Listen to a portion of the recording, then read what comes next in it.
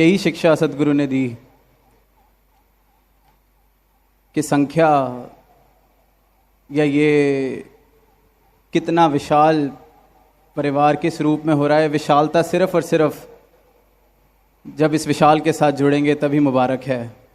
इस असीम निरंकार के साथ जब जीवन जुड़ जाएगा तभी मुबारक है।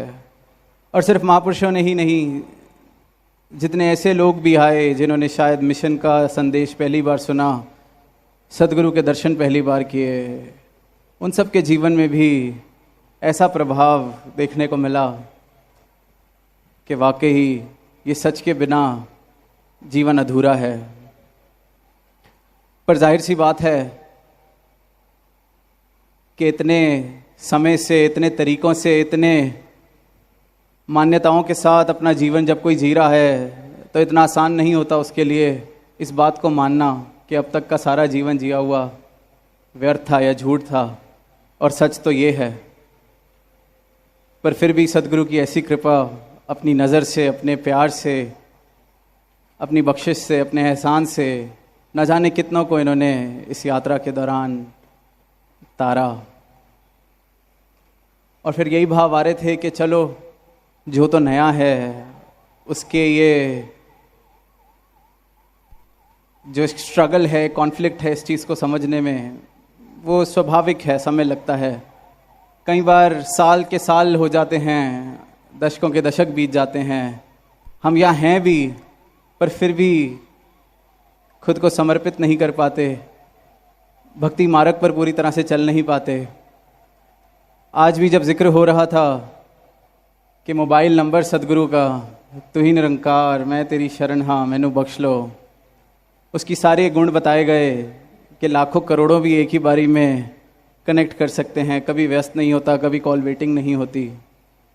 पर एक चीज़ जो दास कहना चाहेगा कि जिस तरह आम कोई फ़ोन में बात करनी होती है तो उसमें बैलेंस डालना होता है, तो इसमें भी गुरमत का बैलेंस,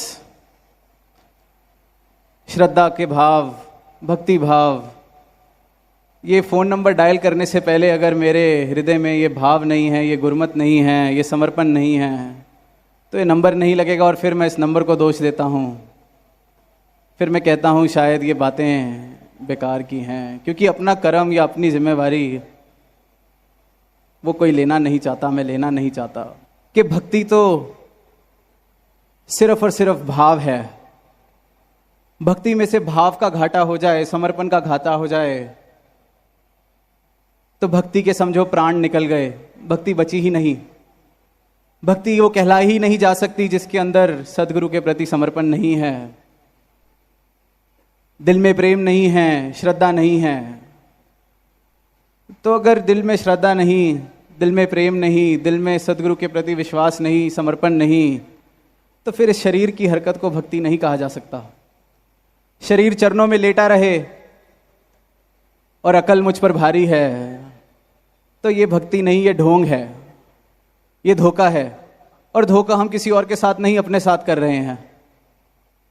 किसी और को धोखा क्या दे सकते हैं? किसी को कोई धोखा नहीं दे सकता। हम सबसे बड़ा पाखंड अपने साथ कर रहे हैं। अगर मन में कोई भाव नहीं, दिल में कोई श्रद्धा नहीं, फिर तो शरीर की हरकत। तो ये भक्ति कोई दुनियादारी का सिलसिला नहीं कि निभा लेंगे, निभानी पड़ेगी, बड़ी कोई मजबूरी है। दुनियादारी निभाएं जहाँ मजबूरियों में निभाना पड़ता है, पर भक्ति तो इन सब चीज़ों से मुक्त करने वाला एक रास्ता। उसमें ये एहसान हम किस पर करने चले हैं कि हम निभा लेंगे। तो मन के अगर ऐसे भाव हैं, जीवन पर अकल का इतना जोर है कि दिल नहीं मानता कि कहे अवतार गुरु ही रब है, इस विच कोई भुलेखा नहीं, कि परमात्मा है भी कि नहीं, अकल मेरी नहीं मानती, तो दास तो ये कहेगा फिर इस ढोंग को छोड़ के अकल को पूरी दुनिया में जाके आजमा लें, इसको चलाएं, दौड़ाएं, भगाएं, शायद थक के किसी दिन ये भी हार मानेगी और उस दिन शायद समर्पण आएगा जीवन में। क्योंकि उससे पहले तो ढोंग, ना ढोंग से मुक्ति मिलनी, ना आनंद मिलना। तो अपने साथ ये धोखा ना करें। और दुनिया में भी यही अलग अलग तरीक़ों से दुनिया कर रही है। और दास अक्सर वो पंक्तियाँ दोहराता है कि तुम ज़माने की राह से आए वरना सीधा था रास्ता दिल का। और मेरी अकल को अगर सीधा रास्ता पसंद नहीं आ रहा तो दास तो सबको यही न्योता देता है कि ज़रूर ज़माने की राहों में जाएं, इतनी हिम्मत दिखाएं। अकल का पूरा जोर जहां अकल में इतना बल है कि सच को नकार रही है, तो फिर उसको घूमने दें ज़माने की राहों में। और जब ज़माने की राह से थक कर लौटेंगे तो सदगुरु ने तो यही मिलना है, क्योंकि ये रब हैं और इनका ब्रह्म ज्ञान अटल सच्चाई है। इसने कहीं जाना नहीं, इन्होंने कहीं जाना नहीं। तो जब घूम फिर के हम पहुंच जाएंगे तो इनके चरणों में ही आना है। तो यही बात कि किसी प्रकार का जोर, किसी बात का एहसान किसी पर ना करते हुए अपने पर यह एहसान करें कि अकल का भी जोर है तो उसको भी दौड़ाएं आए दुनिया में जाके।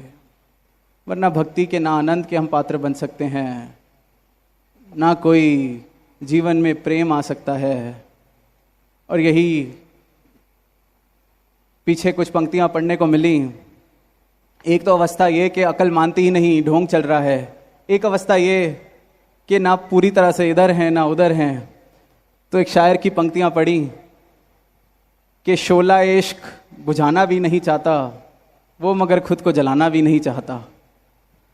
अब वो उसने तो जिस संदर्भ में कही होंगी वो पता नहीं दास को, पर हमारा भी यही हाल है। अंदर से रूह तो चाह रही है समर्पण करना। इनके ज्ञान के सरोवर के तट पर खड़े हैं, पैर भी डुबा रखे हैं, कभी हाथ डुबा लेते हैं, कभी मुंह धो लेते हैं इनके सरोवर से। शोला इश्क बुझाना भी नहीं चाहते, ये जो इश्क है इसको बुझाना भी नहीं चाहते, मगर खुद को जलाना भी नहीं चाहते। खुद को संभाले भी रखना है, बचाए भी रखना है कि मैं बच जाऊं, मेरी अकल बच जाए, मेरा अहंकार बच जाए और ये रस भी मिलता रहे। तो ये किनारे पे खड़े होके कब तक थोड़ा थोड़ा पैर डुबाएंगे, थोड़ा थोड़ा हाथ डुबाएंगे, थोड़ा थोड़ा मुंह धोएंगे, पूरे का पूरा इनके ज्ञान के सरोवर में उतर जाएं। हस्ती छट के वेख बुलेशा जदा ना जपे तू वो है। कितनी बार इन शब्दों को दोहराते हैं, पर अपनी अवस्था की तरफ गौर कर पाएं। और जिसने खुद को जलाया है तो उसको तो इसने अमर ही किया है सदगुरु ने। अभी समागम सेवा का भी समय आ रहा है। आज वो गीत भी एक सुना पागल सेवक जी का। तो पिछले साल जब ये दास ने गीत सुना तो साथ ही दीन दयाल करके भी एक गीत, उसमें अंत की पंक्तियों में आता है अमर सेवक। तो दास को दिलबाग जी ने बात बताई कि पहले पागल सेवक जी के नाम से तखल्लुस होता था इनका, इस जोड़ी का। फिर बाबा जी ने कुछ समय बाद, कुछ वर्षों बाद अमर सेवक कर दिया। तो मन में भाव आए कि सदगुरु इससे बड़ा प्रमाण और क्या दे कि पागल बन के सेवक तो बनो, अमर करना फिर मेरा काम है। तो इससे बड़े प्रमाण, इससे बड़े इशारे सदगुरु और क्या देगा। और पागल बनने का कोई ये मतलब नहीं कि अपनी चेतनता भूल जाएं। अपनी मैं को छोड़ के जो चेतनता इन्होंने मुझे दी है सिर्फ उसको अपना पाएं।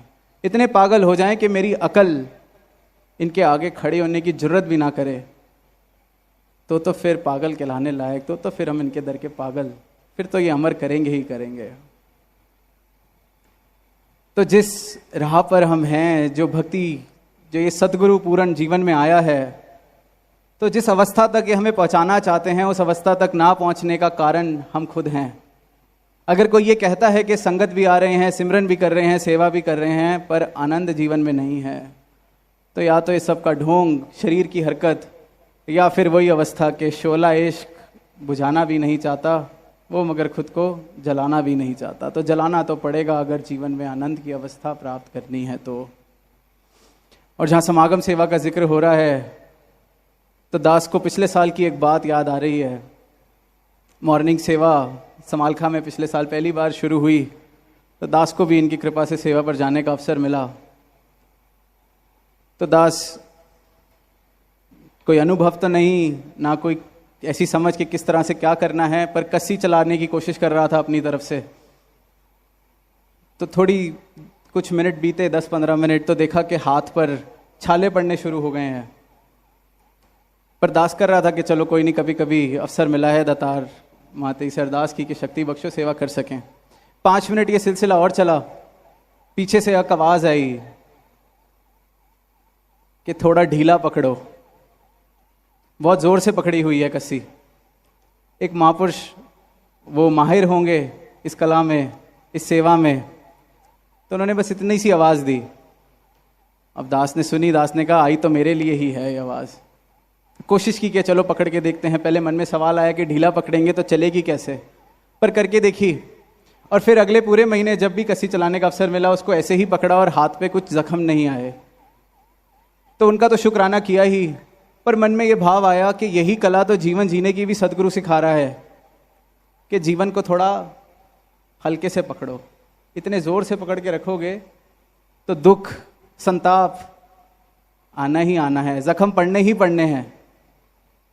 आराम से, सहज भाव, इस जीवन को ऐसे पकड़ो, इस कला से पकड़ो कि आराम से, जख्म भी नहीं देगा और उपयोग भी पूरा हो जाएगा इस जीवन का। इसके सारी ये जो सुख सुविधाएं हैं, किसी को इतनी ज़ोर से या कस के ना पकड़ लेना कि वो फिर तुम्हें, जो तुम्हारे इस्तेमाल के लिए आई थी, वो तुम्हें जख्म देने लगे, दुख देने लगे, जीवन की हालत ऐसी हो जाए। तो ये जीवन जीने की वो कला सिखा रहे हैं। इनके गुरसिक और भी जीवन में उसी कला के साथ कितने और फायदे हैं वो सिखा रहे हैं। तो समय की तरफ दास की नज़र जा रही है। अंत में बस यही कहेगा कि अगले हफ्ते से सेवाएं भी शुरू होनी है। तो जो दास की तरह अनुभवी नहीं है कस्सी चलाने में, तो इस पर घर बना दूं। उसने कहा नहीं, ये तो मैं होने नहीं दूंगा। अगर ज़मीन खरीदी जाएगी तो उस पर तो हम फैक्ट्री बनाएंगे। उसने कहा नहीं, घर तो मैं बनाना सोच चुका हूँ और मैं बनाऊंगा ही। उसने कहा बना के देखें, मैं बुलडोज़र चला दूंगा। तो उसने कहा कि मैंने एक कागज़ निकाला, उस पर लकीरें खींची और कहा कि ये देख मैंने ज़मीन खरीद ली। फिर मैंने और लकीरें खींची कि ये देख मैंने घर भी बना दिया। तो उसने कहा अच्छा। उसने भी अपनी पेंसिल निकाली और कहा ये लो, मैंने भी बुलडोज़र चला दिया। और कहते इतने में मुझसे रहा नहीं गया और मैंने इसका सर फोड़ दिया। साथ संगत, जब पहली बार सुनी थी बड़ी हंसी भी आई, चेहरे पर एक मुस्कुराहट भी आई। पर फिर जब अपने जीवन की दशा देखी कि हम क्या कर रहे हैं, हम क्या कर बैठते हैं कि ऐसा होगा, ऐसा वैसा हो जाएगा, ये हो जाएगा, और फिर हम परेशान होने लगते हैं। फिर हम कहते हैं कि जीवन में आनंद नहीं आ रहा। फिर हम कहते हैं कि आज संगत भी गए पर ध्यान नहीं लगा। क्योंकि मन स्थिर कैसे होगा जब सारी चीज़ें ही या सारे ही रिश्ते मैंने मिथ्या के साथ बना रखे हैं, माया के साथ बना रखे हैं। उनका तो सब कुछ फिर कागज़ पे था। अगर असली में भी एक घर बन जाए, रिश्ते बन जाएं, सब कुछ बन जाए, हम ब्रह्मज्ञानी संत कहते तो हैं कि ये माया है, डिटैच्ड अटैचमेंट। पर क्या वाकई ये हमारे जीवन में उतरे हैं भाव? ये बिल्कुल इस प्रकार है कि हम जीवन ऐसे जी रहे हैं कि जैसे कोई चल रहा हो और उसकी परछाई पर किसी ने पैर रख दिया और वो उससे नाराज होने लगे कि आपने मुझे चोट पहुंचाई है।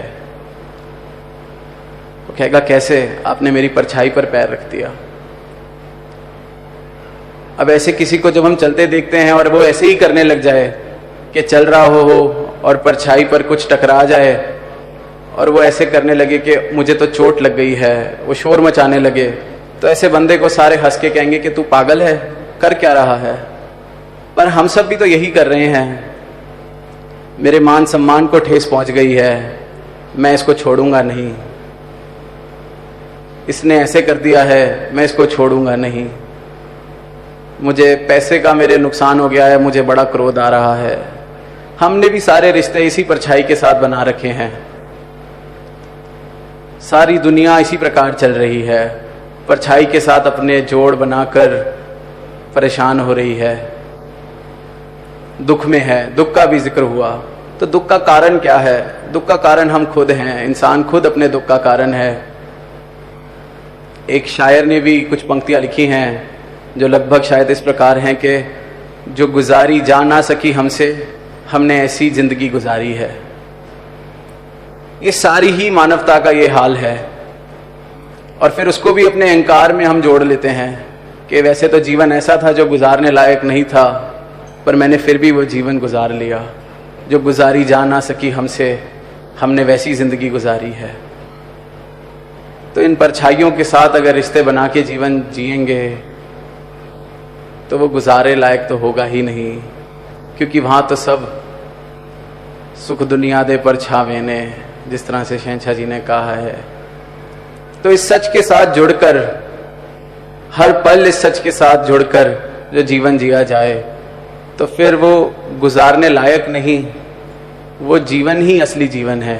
वो साध संगत जी बड़े प्यार से कहना जी, धान निरंकार जी। साध संगत जी, अगर दास से कोई भूल चूक हो जाती है तो दास को क्षमा करना। साध संगत जी, साध संगत जी, चलने को तो जिसको देखूं यूं ही चलता जाता है, उसका चलना चलना है जो मंजिल को पा जाता है। हर चलने को चलना कहना ये भी एक नादानी है। साध संगत जी, बड़े प्यार से कहना जी। मानो ने जो, साध संगत जी, ऐसा क्यों न हार कभी भी पार पहुंच ना पाएगा।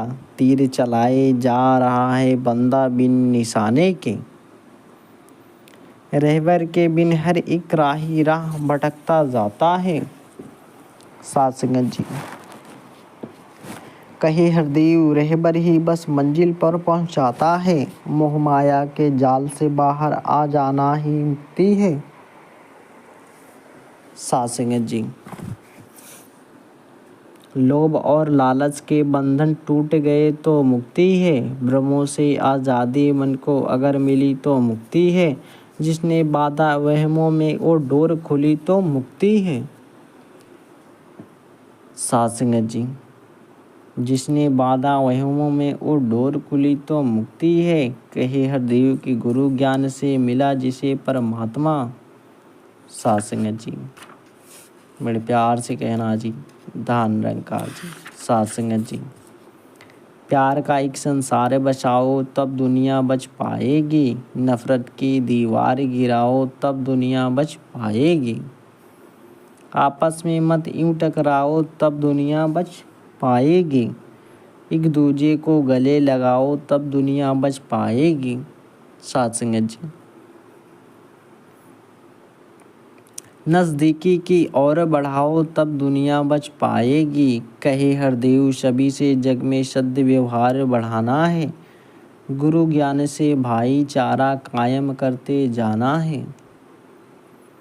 बंदे में गर भाव बदी का बन जाता शैतान है, भाव अगर है नेकी वाला बन सकता भगवान है। डाकू व डॉक्टर दोनों के हाथ में होता चाकू है, डॉक्टर आखिर जीवन रक्षक जीवन भक्षक डाकू है। साध संगत जी, बड़े प्यार से कहना जी, धान निरंकार जी। साध संगत जी, गुरुमुख के हृदय में रहता सदा प्रेम का वास है, हर रंग में हर हाल में उसका सद्गुरु पर विश्वास है। परमारथ के कारज में जो हरदम हाथ बटाता है, सागर जैसा विशाल बनकर जीवन जीता जाता है, चेतन होकर चलता जग में समल समल पग धरता है।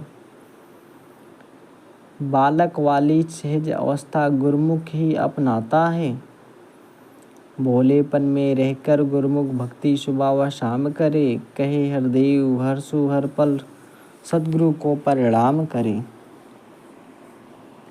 आनंद मगन हो नित सुख पाओ तू ही निरंकार करो, गुरु ज्ञान से इसे है पाया तू ही निरंकार करो।